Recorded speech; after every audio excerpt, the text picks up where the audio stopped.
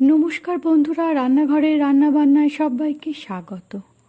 আমরা তো আলুর চপ অনেকেই খেয়েছি, এখন গরমে এঁচড় উঠছে ভালো, তাই জন্যে আজ বানাবো এঁচড়ের চপ। এটা খেতে হয় দারুণ টেস্টি। আসুন দেখে নিই। এর জন্যে আমি 250 গ্রাম এঁচড় এইভাবে ছোট ছোট চৌকো চৌকো পিস করে কেটে নিয়েছি আর নুন হলুদ দিয়ে সেদ্ধ করে রেখেছি। এবার একটা মশলা তৈরি করে নেব, জিরে, ধনে, শুকনো লঙ্কা আর গোটা গরম মশলা দিয়ে। এই মশলাটা চাটুর মধ্যে প্রথমে দিয়ে দিতে হবে আর হালকা আঁচে 2 থেকে 3 মিনিট মতো নাড়তে হবে, যতক্ষণে এটার থেকে একটা গন্ধ ছাড়ছে। যখনই বুঝবেন ভাজার গন্ধ ছাড়ছে, ওটা নিয়ে শিলে অথবা মিক্সার গ্রাইন্ডারে মশলাটা পিষে রেখে দেবেন। আমি শিলেই মশলাটা পিষলাম, আমার মশলা পেষা হয়ে গেছে। এবার বড় সাইজের একটু বাটি নিতে হবে এবং তার মধ্যে আমি একটা বড় সাইজের আলু সেদ্ধ করে ভালো করে হাত দিয়ে মেখে নিচ্ছি। আলুটা একেবারে মিহি করে একটু মেখে নিতে হবে। এরপর এর মধ্যে দিয়ে দেব নুন হলুদ দিয়ে সেদ্ধ করে রাখা এঁচড়গুলি। এই এঁচড়গুলিও হাত দিয়ে ভালোভাবে মিহি করে মেখে নিতে হবে। আলু আর এঁচড় একসাথে একটু সময় নিয়ে ভালোভাবে মেখে নেবেন, এটা হাত দিয়ে মাখলেই ভালো। এবার কড়াতে নিতে হবে সর্ষের তেল। এখানে আমি প্রায় 3 চামচ মতো সর্ষের তেল নিয়েছি আর তাতে দিয়ে দিচ্ছি একটা মাঝারি সাইজের পেঁয়াজ কুচি। পেঁয়াজ কুচিটা 1 থেকে 2 মিনিট ভাজা ভাজা করে নিয়ে এর মধ্যে দিয়ে দিচ্ছি আদা, রসুন আর লঙ্কার পেস্ট।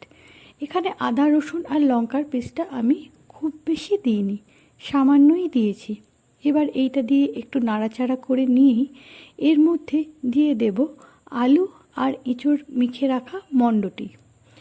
এরপরই কাজ হচ্ছে একটু ধৈর্য ধরে সময় নিয়ে এই মশলাটিকে এই আলু আর এঁচড়ের মণ্ডের সঙ্গে ভালোভাবে মেশাতে হবে এবং বেশ শুকনো করে নিতে হবে।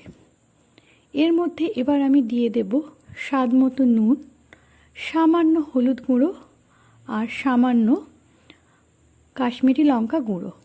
এই সব দিয়ে এখন প্রায় 7 থেকে 8 মিনিট ভালো করে নেড়ে চেড়ে মশলাটিকে মেশাতে হবে। কারণ এইভাবে আমি যদি মশলাটি পুরের সাথে না মেশাই, তাহলে চপ ভাজার পর এর স্বাদটি ভালো আসবে না। সেই জন্যে 7 থেকে 8 মিনিট এইভাবে কড়ায় মেরে মেরে পুরো মিশ্রণটিকে শুকিয়ে নিতে হবে। যখন 3-4 মিনিট পর দেখবেন একটু শুকিয়ে আসছে মণ্ডটি, তখন এর মধ্যে দিয়ে দেব ভাজা মশলা গুঁড়োটি।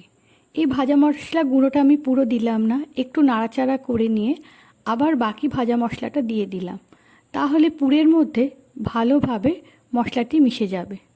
এরপর আরও 2 থেকে 3 মিনিট এইভাবে কড়ায় ভালো করে এঁচড় আর আলুর পুরটিকে মেরে নিতে হবে। দেখবেন আস্তে আস্তে একেবারে পুরটি কড়ার গা থেকে উঠে আসছে অনায়াসেই। তখনই বুঝবেন আপনার পুরটি সম্পূর্ণভাবে তৈরি হয়ে গেছে। এবার এটিকে ঠান্ডার জন্য রাখতে হবে। ঠান্ডা করা হয়ে গেছে।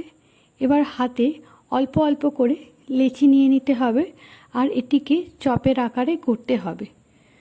আমি এখানে একটু ডিম্বাকৃতি চপের আকার গড়েছি, আপনারা আপনাদের খুশি মতো গোল বা অন্য কোনো আকৃতি দিতেই পারেন, তবে একটু চ্যাপ্টা রাখা ভালো, তাহলে ভাজাটা ভালো হয়। এইভাবে একে একে সমস্ত চপ আমার গড়া হয়ে গেছে। এবার হচ্ছে ব্যাটারটা তৈরি করতে হবে বেসনে। এখানে যেমন চপ নেবেন সেই অনুযায়ী বেসন নিয়ে নেবেন। এই বেসনের মধ্যে আমি সামান্য হলুদ, নুন আর লঙ্কা গুঁড়ো দিয়ে অল্প অল্প করে জল দিয়ে বেসনটিকে গুলে নিচ্ছি। বেসন যখন গুলবেন কখনোই একসাথে বেশি জল দেবেন না, অল্প অল্প করে জল দেবেন আর ভালো করে গুলতে থাকবেন।